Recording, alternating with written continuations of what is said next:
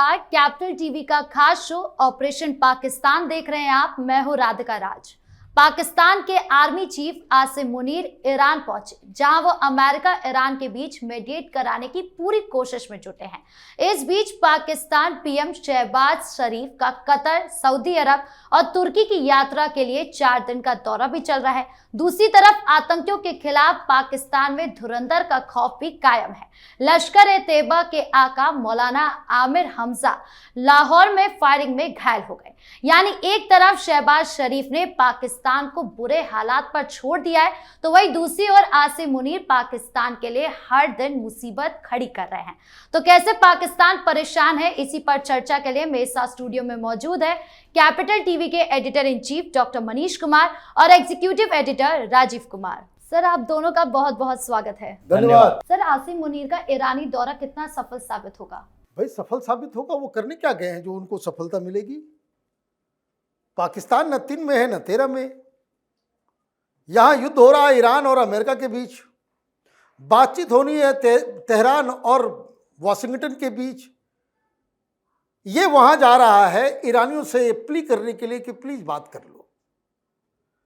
तो इनकी सफलता इनके लिए कुछ नहीं है। ये बार बार, अच्छा, पिछली बार जब गए थे ये, तो वहां के आर्मी चीफ को देकर के आए थे घड़ी, और बाद में मालूम चला कि वो वापस आते हैं और इजराइल ने उसी घड़ी को देख करके जो है मार दिया। लोग इस तरह के डाउट करते हैं इसके ऊपर, जो इस तरह का कि भाई ये मिल करके गया और आर्मी चीफ जो है मारा गया। अब ये वहां पे गए हैं कि भाई शांति वार्ता के लिए कि इसके तारीख को कब रखा जाए। वैसे कल तारीख थी, बृहस्पतिवार तय किया गया था कि second round talks will start. अब सेकेंड राउंड ऑफ टॉक कैसे स्टार्ट होगा? क्योंकि अब तो दिन भी चला गया, बीत भी गया। उधर वॉशिंगटन से बताया गया कि अभी कोई डेट फिक्स नहीं है, और हेग्सेथ ने कल साफ साफ कह दिया कि वी आर रेडी। आप जो है हमारी शर्तों के ऊपर मानो, नहीं तो बहुत विकराल युद्ध होगा। तो आप युद्ध की धमकी भी दे रहे हो, और अमेरिका के तरफ से आप मैसेज पहुंचाने का काम कर रहे हो, और ईरान के अंदर अलग प्रकार की राजनीति चल रही है। वहाँ का पॉलिटिकल डिस्पेंसेशन, वहाँ का IRGC, वहाँ की आर्मी, वो अलग अलग तरह की बातें कर रही है। तो ऐसे में तो कुछ समझ में नहीं आ रहा है क्या होगा, और बातचीत होगा तो कौन करेगा? ये तो 4 दिन के लिए निकल गए, तो अगले 4 दिन तक कुछ नहीं होने वाला। वो कटोरा लेकर के घूम रहे हैं, अल्लाह के नाम पे दे दे बाबा कुछ कुछ जो हमारे झोली में दे दे, है ना। कव्वाली गा रहे हैं, भर दे झोली सबके सामने जाकर के। तो वहां तो ना पाकिस्तान के अंदर इस्लामाबाद में ना प्राइम मिनिस्टर है, और ये वहां जाकर के मिन्नतें कर रहा है। तो ये जो बवाल मचा हुआ था कि second round of talk, second round of talk, वो होता नजर नहीं आ रहा है। और इसलिए इसको किसी भी तरीके से आप कहें कि सीज फायर और बातचीत के लहजे से ये यात्रा भी असफल ही होगी। सर, एक तरफ आसिम मुनीर, दूसरी तरफ शहबाज शरीफ, दोनों यात्रा पर निकले हुए हैं। क्या इससे कुछ पाकिस्तान को फायदा होगा? देखिए, पाकिस्तान को बहुत सारा फायदा मिलने वाला है। पाकिस्तान में बम बरसने वाले हैं, ये पहला फायदा मिलेगा। क्योंकि आसिम मुनीर क्या लेकर गया है? मैसेज लेकर अमेरिका का, और अमेरिका का मैसेज गन पॉइंट पर है, कि मतलब धमकियां दे रहा है कि अगर तुमने बात नहीं मानी तो आगे भुक्तभोगी होगे, परिणाम तुम्हें हम दिखाएंगे। इसका मतलब आसिम मुनीर यही संदेश लेकर गया है कि देखो भाई, अमेरिका क्रोधित है, अमेरिका इस बार छोड़ेगा नहीं, इसलिए टॉक टेबल पर आ जाओ। अभी तय तारीख नहीं है, जगह तय नहीं है, स्थितियां अभी क्लियर नहीं है। अमेरिका हॉर्मुज में ब्लॉकेट किए हुए है, नाकेबंदी पूरी तरह से। 26 से 30 लगभग शिप्स जो कि ईरान की तरफ जा रहे थे उसको मोड़ दिया कि उधर नहीं जा सकते। उधर से जो आता है उसको भी मोड़ देता है कि नहीं, इधर से गुजर नहीं सकते। ईरान को आर्थिक नाकेबंदी का ये पूरी तरीके से तैयारी कर रहा है। तो ऐसी स्थितियों में ईरान अगर वो पीस वार्ता के लिए तैयार भी हो गया, ईरान डर से वहां चला भी गया, अमेरिका के सामने सरेंडर भी कर दिया, तो ईरान को सरेंडर करवाने में ये सबसे बड़ी भूमिका तो पाकिस्तान की होगी, ये मुनीर की होगी, जो लेकर गया है वहां अमेरिका का संदेश कि देखो ये अब अटैक करने वाला है। तो ऐसी स्थिति में ये ईरान में जो चल रहा है आपस में कंफ्यूजन, तो वैसे ईरान की आर्मी तो किसी भी तरीके से असीम मुनीर को माफ करने वाली नहीं है। और जिस तरीके से अफगानिस्तान में लगातार होता रहा, पाकिस्तान की भूमिका बढ़ती रही, अफगानिस्तान सुलगता रहा, अमेरिका वहां से चला गया और अफगानिस्तान पाकिस्तान का दुश्मन बन गया। कुछ ऐसी स्थिति ईरान में भी दिखाई पड़ रही है कि तुम दबाव बना रहे हो अपने फायदे के लिए कि अमेरिका के हम लाडले बने रहे। एक बार तो ये वार्ता खत्म हो गई, फेल हो गई, अब किसी तरीके से वो फजीहत से बाहर निकले और अगले राउंड की वार्ता होगी, उसमें हमारी भी थोड़ी भूमिका हो। लेकिन ईरान चिढ़ा हुआ है इस बात को लेकर कि पाकिस्तान एक भी हमारी बात अमेरिका से मनवाता नहीं, हम जो बातें करते हैं उसको अमेरिका के सामने पहुंचाता है केवल। कभी भी अमेरिका को ये नहीं बोला कि ईरान की इन बातों में दम है, कम से कम उसके भी कुछ कंडीशन माने जाने चाहिए। तो ऐसे में तो पाकिस्तान अमेरिका के साथ मिलकर ईरान पर दबाव बना रहा है सरेंडर करने का। तो वहां के ये जो आर्मी वाले हैं जो कह रहे हैं कि नहीं नहीं हम अंतिम समय तक लड़ेंगे, मर जाएंगे, लेकिन जंग में सरेंडर नहीं करेंगे, वो तो पाकिस्तान के खिलाफ ही होगा। तो जिस तरीके से असीम मुनीर फिर से एक्टिव हुआ है, इसका मतलब है कि बलूचिस्तान फिर से सुलगेगा और ये स्थितियां आजकल दिखाई पड़ रही है। सर, लश्कर-ए-तैयबा के फाउंडर जो हैं उन पर फायरिंग हुई है, इसका क्या मतलब है? मतलब यही है कि धुरंधर हमारा जो है वो काम कर रहा है, वो घुस के मारा जा रहा है। ये टेलीविजन चैनल के बाहर था, वहाँ से वो गुजर रहा था, दो मोटरसाइकिल से जो नकाबपोश आए है ना, अननोन गनमैन, और ये दोनों धुरंधर ने धुरंधरी दिखा दी। छाती पे गोली लगी है, हॉस्पिटल में है लाहौर के अंदर।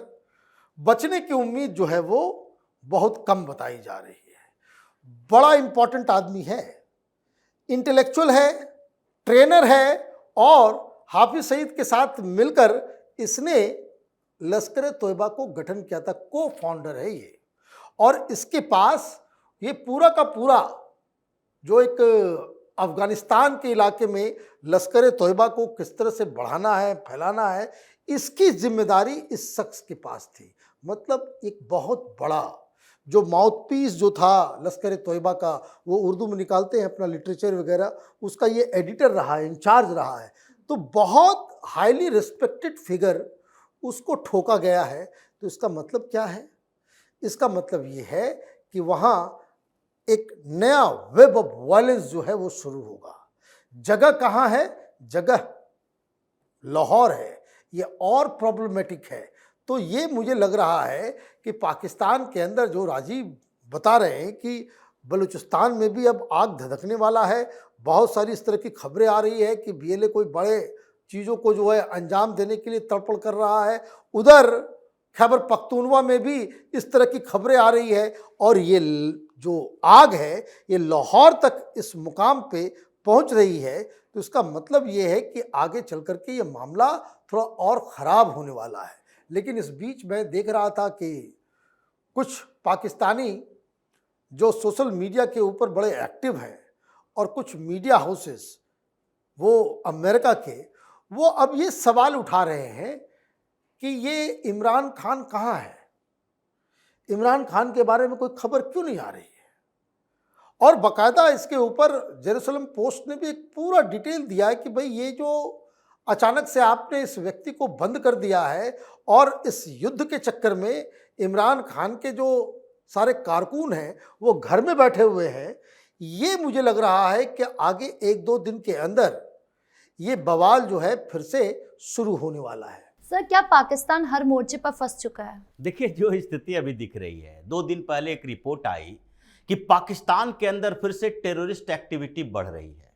80 के करीब टेररिस्ट ऑर्गेनाइजेशन हैं जो अपना लॉन्च पैड फिर से एक्टिवेट कर रहे हैं, और वो भारत के खिलाफ कार्रवाई करने की कोशिश कर रहे हैं, क्योंकि भारत के अंदर जो कश्मीर में इसका बेस रहा है, वहां से इन लोगों ने मैसेज दिया कि यहां तो हमारा नेटवर्क ध्वस्त हो चुका है, अब कोई हम ढूंढने पर भी हमें मिलता नहीं है कि लोकल कोई आतंकवादी गतिविधियों के लिए उसका इस्तेमाल कर दे, तो पाकिस्तान से भेजा जाना चाहिए। ये एक्टिविटी बढ़ी, आईबी की रिपोर्ट आई, यहां भी कई रिपोर्ट्स आए और उसमें कहा गया कि 700 से 800 आतंकी ये पाकिस्तान तैयार कर रहा है, जिसमें लश्कर की भी सबसे बड़ी भूमिका थी, जैश की भी भूमिका थी। और लश्कर के ये आतंकी सरगना अचानक से 2 दिन के अंदर रिपोर्ट आती है और तीसरे दिन इसको गोली मार दी जाती है। तो एक्टिविटी किसकी बड़ी है? एक्टिविटी पाकिस्तान के खिलाफ या तो भारत की है या भारत और इजराइल दोनों की भूमिका है,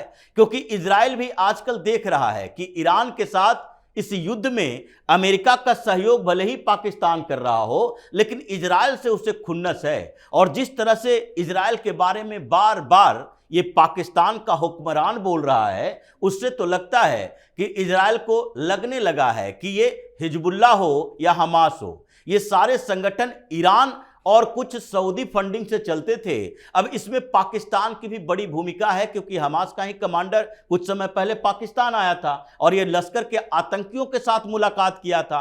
तो ये हो सकता है रॉ और उधर मोसाद, ये दोनों मिलकर जो प्लानिंग कर रहा है कि तुम आतंकवादियों को इकट्ठा करोगे, तुम उसे भारत भेजने की कोशिश करोगे, उससे पहले इन आतंकवादियों का मास्टरमाइंड तुम्हारा जिंदा नहीं रहेगा। जो ऑपरेशन चल रहे हैं उसमें लगता है कि कुछ समय के अंदर ये जितने वहां पर लड़ाके हैं जो पाकिस्तान के खिलाफ लड़ रहे हैं, वो ज्यादा एक्टिव होंगे और असीम मुनीर फिर अपनी समस्या में उलझा रहे। वो क्या अमेरिका और ईरान के बीच समझौता कराने की कोशिश करेगा?